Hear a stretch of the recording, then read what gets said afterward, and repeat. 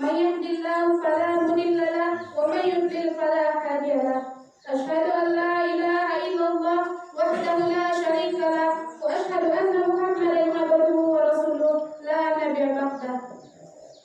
Hadirin yang dirahmati Allah Subhanahu wa Ta'ala.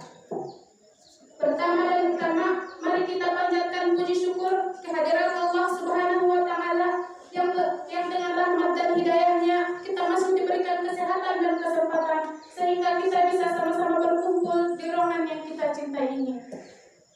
Salawat serta salam semoga selalu tercurah kepada junjungan kita Nabi besar Muhammad Sallallahu Alaihi Wasallam beserta keluarga, sahabat, dan para pengikutnya hingga akhir zaman. Dengan lapas Allahumma salli wa sallim wa barik ala Sayyidina Muhammad wa ala ali Sayyidina Muhammad.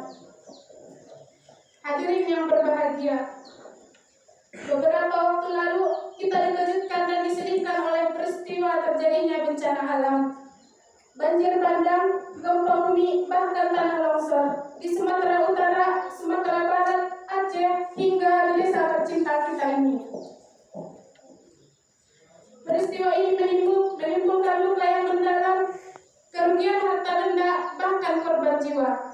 Sebagai orang yang beriman, respon pertama kita dalam menghadapi bencana ini dengan mengucapkan Inna lillahi wa inna ilaihi raji'un. Sesungguhnya kita milik Allah dan hanya kepada Allah kita kembali. Lantas bagaimana kita menyikapi peristiwa ini? Bukan hanya sebagai deretan luka, tetapi pengingat bagi kita. Dalam pandangan agama, setiap musibah yang terjadi tidak lepas dari izin dan kehendak Allah Subhanahu wa Ta'ala.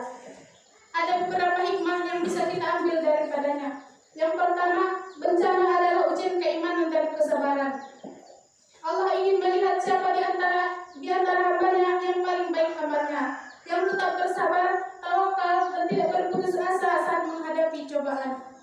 Yang kedua, sebagai peringatan atau teguran. Al-Quran telah mengingatkan kita di dalam surah Ar-Rum ayat 41. A'udzu billahi minasyaitonir rajim. Bismillahirrahmanirrahim. Zaharal fasadu fil barri wal bahri bima kasabat aydin nasi liyudhiqahum ba'dal ladzi 'amilu la'allahum yarji'un. Telah tampak kerusakan di darat dan di laut yang disebabkan oleh ulah manusia. Allah menghendaki agar mereka merasakan akibat dari perbuatan mereka, agar mereka kembali ke jalan yang benar.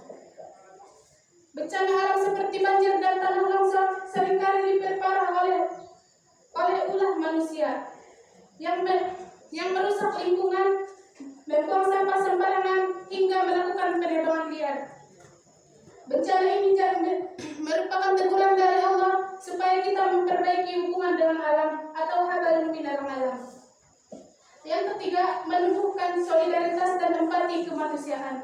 Di tengah musibah, kita melihat betapa indahnya persatuan. Banyak tangan yang terulur memberikan bantuan, baik berupa tenaga, harta, maupun doa.